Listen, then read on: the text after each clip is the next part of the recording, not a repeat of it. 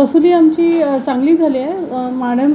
माननीय मॅडम जेव्हा जॉइन झाल्या तेव्हापासूनच त्यांनी कर विभागाकडे जरा प्राधान्याने लक्ष दिलं आणि आमची वेळोवेळी मीटिंग घेतली, आमचा आढावा घेतला आणि आम्हाला लक्ष्य निश्चित केलं होतं. ॲक्च्युली बजेटमध्ये 425 कोटी लक्ष्य होतं, ते त्यांनी वाढवून 525 कोटी केलं आणि त्या अनुषंगाने मग आम्ही आमचं डिपार्टमेंट सगळे सहाय्यक आयुक्त, कर अधीक्षक हे पाठपुरावा करायला लागले. एकूण एक मालमत्ता ज्या वसूलपात्र आहेत त्यांचा आम्ही पर्सनली फॉलोअप घेतला सगळ्यांनी.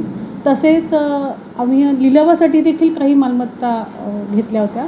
आमचा जो माहिती जनसंपर्क कक्ष आहे त्यांनी देखील वेगवेगळ्या प्रकारे जाहिराती देऊन सगळ्या मालमत्ताधारकांना प्रोत्साहित केले की त्यांनी मालमत्ता कराचा भरणा करावा.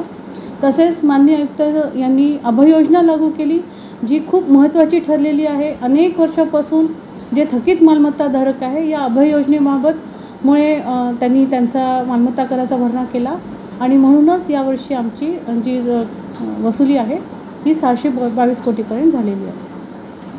कोणार्क, अपना शहर अपनी बातें.